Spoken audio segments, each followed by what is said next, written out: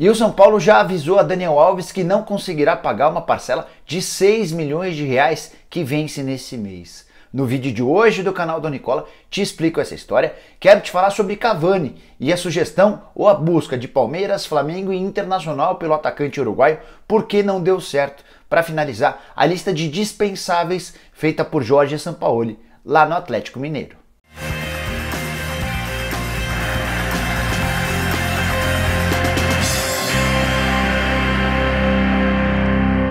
Fala aí pessoal, sou o Jorge Nicola, bem-vindo a mais um vídeo do canal e antes de passar as informações que eu prometi agora há pouco, 3 rápidos pedidos. Primeiro deles para você deixar um like nesse vídeo, depois para se inscrever no canal e também acionar o sininho, é importante para que o canal continue crescendo e para fechar, quem tem Instagram me segue por lá no @Jorge Nicola. Quero começar o vídeo falando sobre uma lista de dispensáveis feita por Jorge Sampaoli lá no Atlético Mineiro. O Sampaoli chegou, quis conhecer todo mundo, identificou problemas e soluções dentro do elenco e já criou uma relação de atletas com os quais não vai contar. Essa lista tem, por exemplo, o Patrick, que nessa quinta-feira foi negociado com o Sport, informação que eu divulguei com exclusividade lá no meu Twitter. Como é que funcionou? O Patrick tinha contrato com o Galo, o Atlético chegou a um consenso com o Patrick, houve a rescisão do contrato e ele automaticamente, horas depois, já se acertou com o Sport, contrato até dezembro do ano que vem. O Sport assume 100% daquilo que ele recebia nos tempos de Atlético Mineiro, não vai pagar nada ao Galo, mas de qualquer maneira foi uma notícia que rendeu muita festa entre os torcedores do Atlético nas redes sociais. Essa lista também conta com Franco de Santo, atacante argentino, contratado na temporada passada, mas que não vingou. A torcida não tem nenhuma paciência com o centroavante, que tem 10 partidas e 3 gols marcados na atual temporada. O Zé Wellison, volante que já está até mais tempo no Galo, é outro jogador que não faz parte dos planos do Jorge Sampaoli. O Zé Wellison tem 42 jogos na temporada passada, mais 9 jogos nesse ano e não fica, pelo menos essa é a ideia do Jorge Sampaoli. Aí mais 2 nomes, um chama bastante atenção, do Casares. Meio atacante, talvez o mais talentoso jogador do Atlético Mineiro, 28 anos de idade, contrato termina em dezembro, ou seja, a partir de julho ele já pode assinar um pré-contrato. O Sampaoli entende que o Casares vai ter pouca serventia no elenco e ele está disponível para, por exemplo, trocas. É até importante contar isso para vocês, não é que o Atlético vai dispensar esses jogadores que eu estou citando. O Atlético já comunicou a esse pessoal que esses caras não fazem parte da lista dos planos do Jorge Sampaoli e a partir daí o Galo encontra alternativas ou busca soluções no mercado para encaixar esses caras. Só para você entender o mecanismo e o funcionamento dessa história. Contei para vocês dias atrás que o Atlético Mineiro tentou a contratação de Léo Cittadini, jogador do Atlético Paranaense. Não queria gastar dinheiro e apresentou uma lista para o Furacão de atletas que poderiam ser envolvidos nessa troca. O Zé Wellison, Patrick, o Casares faziam parte dessa relação, mas o Atlético Paranaense já disse não ter interesse. Vou deixar o link aqui para você em que eu conto direitinho essa história do Léo Cittadini. Para fechar, outro jogador que não faz parte dos planos do Jorge Sampaoli é Cleiton, atacante que já está no Galo já há bastante tempo, emprestado para vários clubes. Nessa temporada treinava afastado até a chegada do Sampaoli. Sampaoli pediu para reintegrá-lo, que ele queria ver o Cleiton em ação, não gostou e é outro jogador disponível para possíveis interessados. Quero te ajudar a entender agora a história de Cavani, que passou a ser ainda mais especulado nos últimos dias em clubes brasileiros e no Boca Juniors, depois de uma entrevista do irmão do Cavani e irmão e empresário do Cavani, dizendo que conversou com os clubes brasileiros. Quais seriam esses clubes? Palmeiras, Internacional e Flamengo. A garantia é do Walter Guglielmo, que é o irmão e empresário do Cavani. O Guglielmo disse em uma entrevista lá na Itália que o Palmeiras, que o Flamengo, que o Internacional e que o Boca Juniors o procuraram, demonstrando interesse na contratação do Cavani.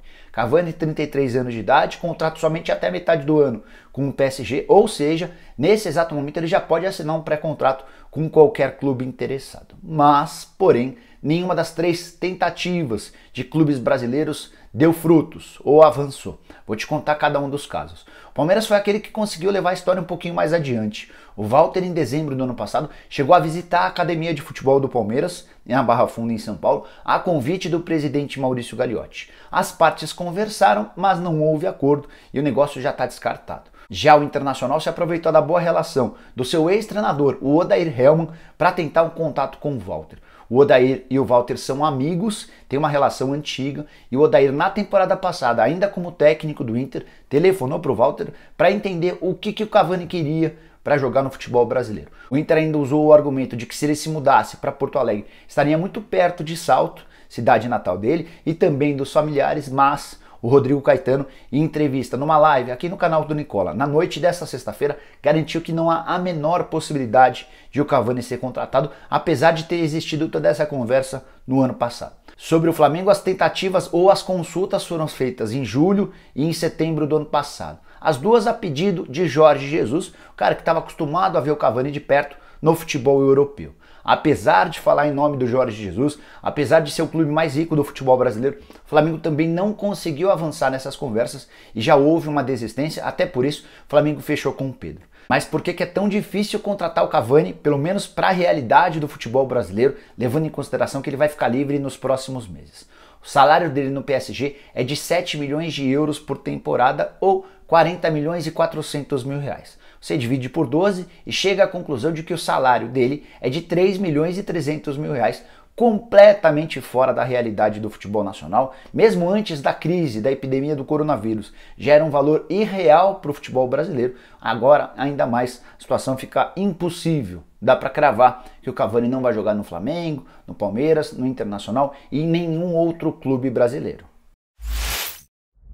Quero fechar o vídeo te contando sobre Daniel Alves, contratado na temporada passada pelo São Paulo e que já sabe que não vai receber 6 milhões de reais a que teria direito em parcela que vence no mês de abril. Na quarta-feira conversei com Elias Albarello, diretor financeiro do São Paulo, e ele explicou uma série de coisas. Vou até deixar o link da live aqui, que foi bastante interessante. Cheguei a perguntar para ele se o São Paulo conseguiria pagar os 6 milhões de reais que deve ao Daniel Alves e que vencem agora no mês de abril, e ele foi extremamente claro ao dizer que não vai ser possível. Por que o São Paulo não vai conseguir pagar o Daniel Alves? São vários os motivos. Primeiro deles, a dificuldade enorme nas finanças do clube.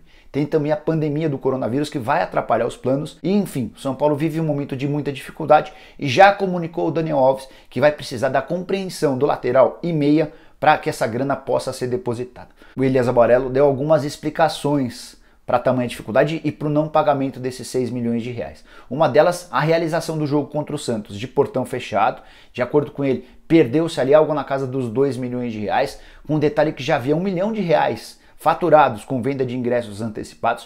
O São Paulo está devolvendo essa grana. E também, de acordo com Elias, a partida contra o River Plate pela Libertadores, que acabou não acontecendo, foi adiada, impediu o São Paulo de faturar algo na casa dos 5 milhões de reais. Se você soma 5 milhões de um jogo com 2 milhões de outro, o São Paulo teria a grana para pagar o Daniel Alves.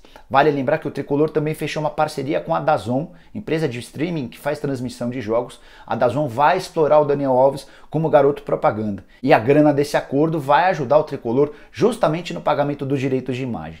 Mas também por conta do coronavírus não foi possível gravar uma série de ações, até por isso a DAZN ainda não pagou ao São Paulo. Como é que funciona o salário do Daniel Alves hoje no São Paulo? Quando ele foi contratado por 4 milhões de euros por temporada, ou 18 milhões no tempo total de contrato por ano, 1,5 milhão de reais por mês. A divisão dessa grana se dá da seguinte maneira: ele ganha 500 mil reais por mês de salário registrados na carteira e o São Paulo deposita essa grana todo mês. E ele tem direito também a mais 1 milhão de reais em direitos de imagem. Só que esse 1 milhão por mês vai sendo acumulado e quando juntam 6 meses o São Paulo é obrigado a pagar esses 6 milhões de reais de uma vez. E esse primeiro pacote de 6 milhões de reais seria depositado, ou pelo menos havia a promessa de que seria depositado no mês de abril. O Tricolor, em enormes dificuldades financeiras, já pediu ao Daniel Alves compreensão para pagar isso um pouquinho mais para frente. E só para você entender um pouco melhor o contexto financeiro do São Paulo, vale lembrar que com a venda do Antony para o Ajax, ele foi vendido por 15 milhões de euros e existem mais 7 milhões de euros em variáveis. Essa grana já estaria acabada, de acordo com Elias Albarello, na metade do ano. Só para você entender quanto o São Paulo tem problemas. E é bem provável que o São Paulo precise vender pelo menos mais um jogador na metade do ano para ter suas contas minimamente saudáveis. Bom pessoal, eram essas as informações que eu queria dividir com vocês nesse sábado. Espero que tenham curtido o vídeo e deem um like por aqui. Quem ainda não se inscreveu no canal da Nicola, bem fácil. Aperta o botãozinho vermelho de inscreva-se que aparece por aqui. Aproveita e aperta o sininho para ser notificado toda vez que eu fizer vídeo novo ou live, Por falar em live, nesse sábado, a partir das 8 da noite, Marcelo Paz, presidente do Fortaleza, vai falar sobre as coisas do clube, dificuldades financeiras, Rogério Ceni. Então entre, participe, mande sua pergunta, espalhe para os seus amigos para que essa live bombe. E para fechar, use o espaço para comentários para deixar sugestão, opinião, pergunta, dúvida, seja lá o que for. Beleza? A gente se vê em breve. Tchau, tchau!